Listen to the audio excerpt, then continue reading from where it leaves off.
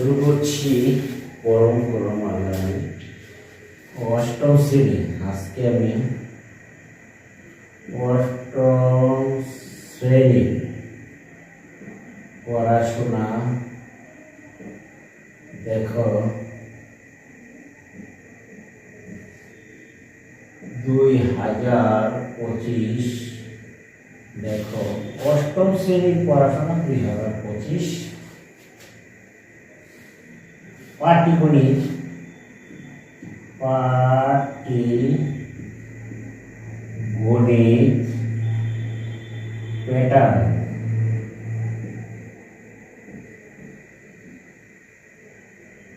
Pattern অনুশীলনী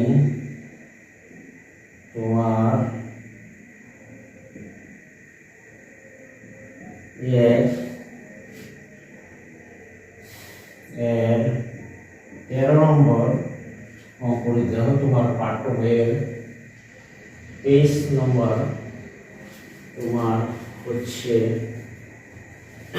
দেখো তোমার পাঠ্য বইয়ের 11 পৃষ্ঠায় দেখো 13 নম্বর অঙ্কটি হচ্ছে 5, 13, 21, 29, 30।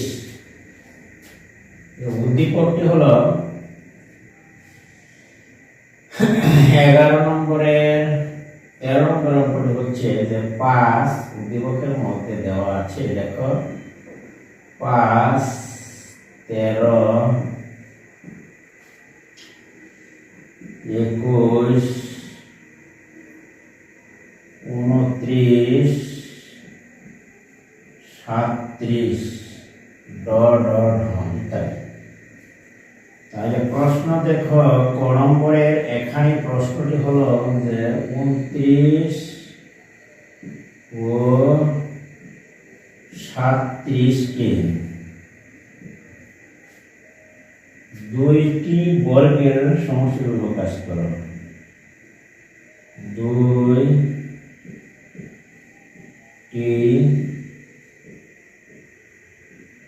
বর্গের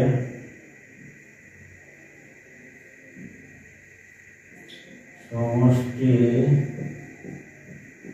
রূপে প্রকাশ করো।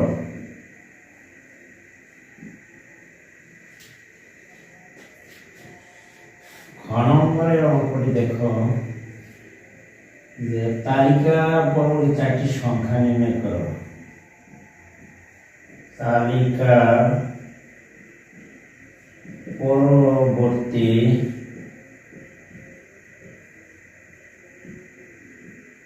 4টি সংখ্যা নির্ণয় করো। 4টি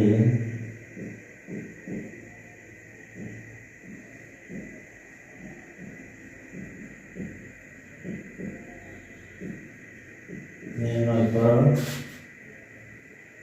গ নম্বরে হচ্ছে তালিকার প্রথম 50টি সংখ্যার সমষ্টি নির্ণয় করো। তালিকার প্রথম 50টি সংখ্যার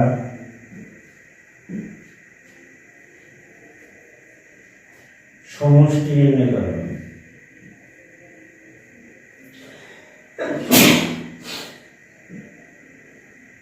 সমষ্টি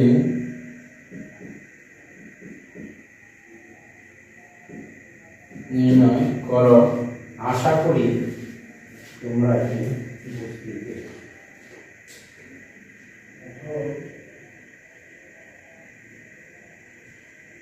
দেখো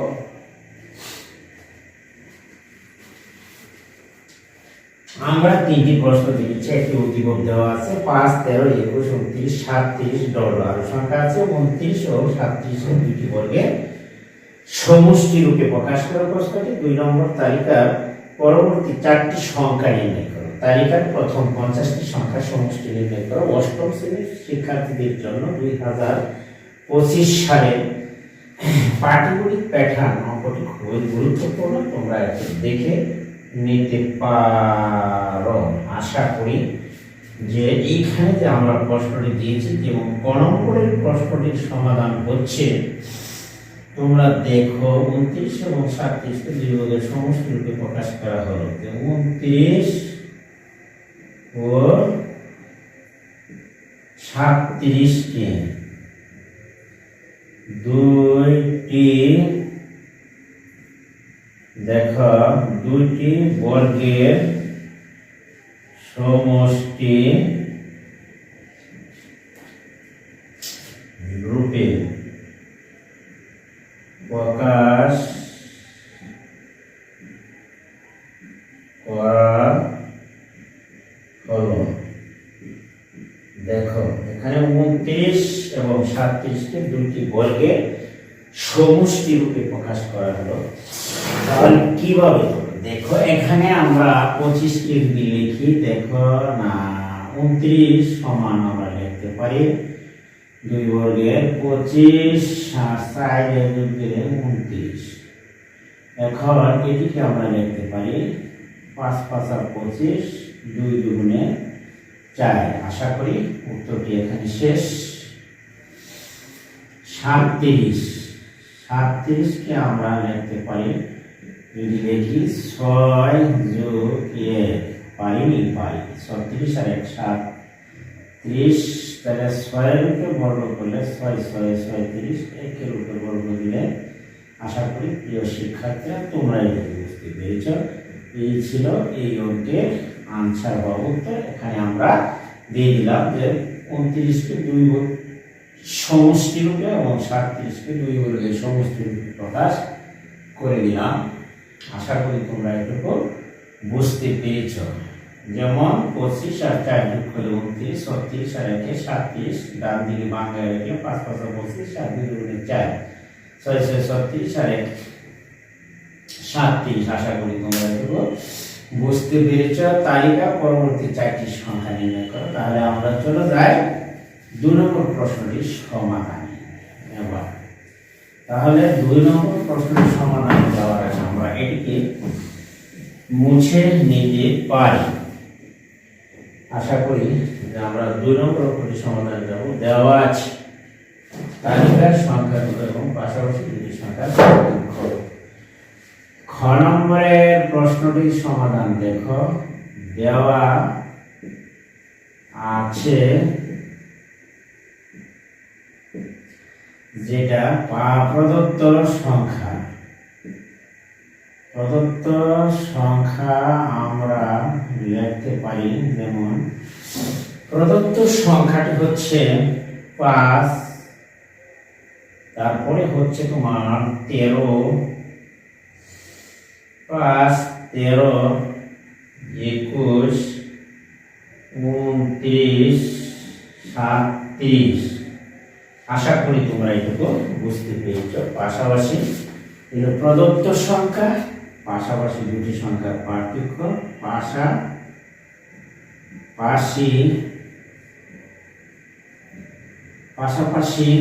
তো আমরা দুইটি সংখ্যার পার্থক্য, পাশাপাশি দুইটি সংখ্যার পার্থক্য আমরা লিখতে পারি। দেখো তাহলে আমরা লিখতে পারি যে পাশাপাশি দুটি সংখ্যার পার্থক্য এখানে আমরা লিখতে পারি।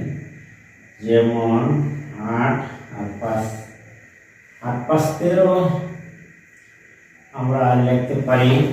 তারপরে আমরা লিখতে পারি তোমার 8 5 13, আর এইখানে আমরা লিখতে পারি 21 13 বাদ দিলে 8। প্রত্যেক ক্ষেত্রে দেখা যায় যে এইখানে হচ্ছে তোমার 8 আর এইখানে বাদ দিলে থাকছে 8।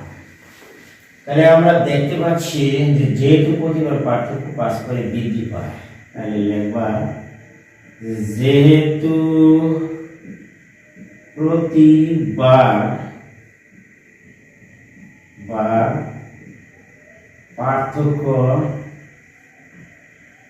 8 করে বৃদ্ধি পায় বা বাড়ছে, বৃদ্ধি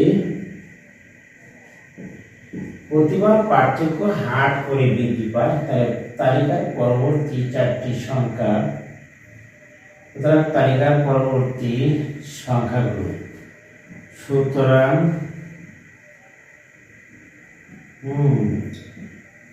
তালিকার সুতরাং যেহেতু পার্থক্য প্রতিবার 8 করে বৃদ্ধি পাচ্ছে, তাহলে তালিকার পরবর্তী 4টি সংখ্যা, পরবর্তী 4টি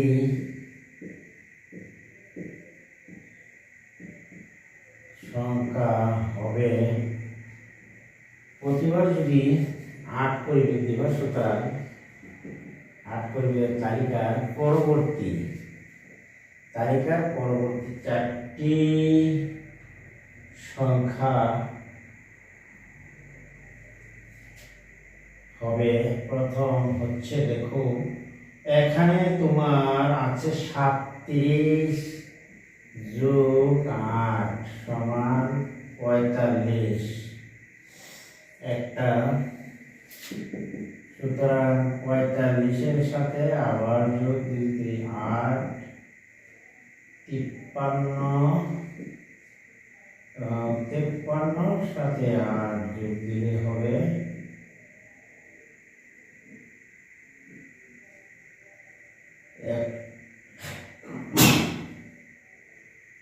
দেখো 61-র সাথে আবার যদি আমি 8 যোগ দিই তাহলে হবে 69। আশা করি প্রিয় শিক্ষার্থীরা তোমরা এটি বুঝতে পেরেছ। তালিকার পরবর্তী 4টি সংখ্যা হলো, তালিকার পরবর্তী 4টি সংখ্যা হলো, তাহলে দেখো তালিকার পরবর্তী 4টি সংখ্যা হলো, এখানে হচ্ছে 45, 53, 61, 69। আশা করি যে তোমরা এটুকু বুঝতে পেরেছো। এখানে উত্তর শেষ হলো। আমি আশা করি যে পরবর্তী 4টি সংখ্যা হলো, এইভাবে তুমি যে কোনো 4টি, 5টি, 6টি, 7টি, 8টি তুমি নির্ণয় করতে পারবে। কাজে আমরা যেটা পেয়েছি যে প্রত্যেকবার পার্থক্য 8 করে বাড়ছে, তাই তার পরবর্তী সংখ্যা হবে তার সাথে 8 বেশি, তার পরবর্তীটা হবে তার সাথে 8 বেশি। তাহলে আমরা এইভাবে 4টি কেন 5টি, 8টি যতটি সংখ্যা চাবে পরীক্ষা, সেগুলি আমরা নির্ণয় করতে পারবো বলে আমার ধারণা বা আশা করি। এখানে তুমি দেখো যে এটি আমরা 2 নম্বর প্রশ্নটি পুরো সমাধান করেছি। এখন তুমি দেখো আমরা যাব 3 নম্বর প্রশ্নটিতে। 3 নম্বর প্রশ্নটি হলো যে এখানে তোমার যে তালিকার প্রথম 50টি সংখ্যার সমষ্টি নির্ণয় করো। তাহলে আমরা তালিকার প্রথম 50টি সংখ্যার তোমার নির্ণয় করতে বলা হচ্ছে যে তালিকার প্রথম 50টি সংখ্যার সমষ্টি নির্ণয় করো। এখানে আমরা লিখতে পারি, দেখো যে প্রথম সংখ্যাটা হলো তোমার সমান হচ্ছে, তোমার প্রথম সংখ্যাটি হচ্ছে 5। তালিকার প্রথম সংখ্যা যদি 5, তাহলে আমরা লিখতে পারি যে 5 তালিকার প্রথম সংখ্যা 5 সমান আমরা লিখতে পারি 8 গুণন 1। তাহলে আমরা বেশি লিখে বলেছি 5 3। তালিকার দ্বিতীয় সংখ্যাটি হবে, তাহলে দ্বিতীয় সংখ্যা তালিকার প্রথম সংখ্যা, তালিকার আমরা এখানে তালিকার প্রথম সংখ্যা 5, সংখ্যা তালিকার দ্বিতীয় সংখ্যা সমান হচ্ছে এখানে 13, তাহলে 13 সমান আমরা লিখতে পারি 8, যদি আমরা লিখি 2 16, তাহলে বেশি লিখেছি 3। তারপরে হচ্ছে যে অতএব তালিকার তৃতীয় পদ আমরা লিখতে পারি, তৃতীয় পদের মান হচ্ছে তোমার 21, তাহলে আমরা লিখতে পারি 8 গুণন 3, 3 আর 24, একবার 3 বার দিলে 21। তালিকার চতুর্থ পদ আমরা লিখতে পারি এভাবে, যদি লিখি সুতরাং তালিকা এইভাবে যদি আমরা লিখে যাই, তাহলে দেখো তাহলে তালিকা দেখা যাচ্ছে যে প্রতিবার সংখ্যাগুলো এত আকারে পাওয়া যাচ্ছে।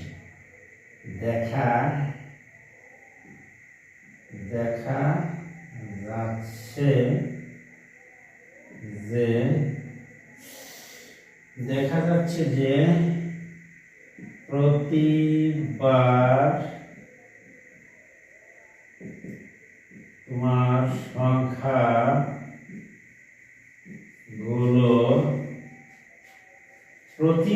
সংখ্যাগুলো তাহলে আমরা যদি এইভাবে 1 2 3 4 আপ টু ক পর্যন্ত যাই, তাহলে 8 ক -3 আকারে পাওয়া যাচ্ছে, এত আকারে পাওয়া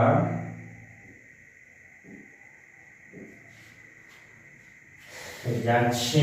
দেখা যাচ্ছে যে প্রতিবার সংখ্যাগুলো এত আকারে পাওয়া যাচ্ছে। অতএব 50তম সংখ্যা, সুতরাং আমরা দেখতে পাচ্ছি যে 50তম বা 100তম যাই হোক, 50তম সংখ্যা আমরা লিখতে পারি 8 গুণন 50 মাইনাস 3, 8 50 হচ্ছে তোমার 400, 8 50 400 মাইনাস 3 থাকছে তোমার 397। আশা করি তোমরা এইটুকু বুঝতে পেরেছ। এবং পদ সংখ্যা হচ্ছে এখানে পদ সংখ্যা হলো 50 এবং পদ সংখ্যা 50। সমষ্টি অতএব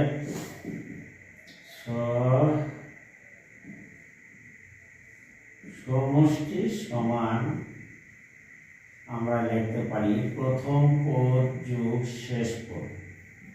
একদম মডেল প্রথম পদ যোগ শেষ পদ,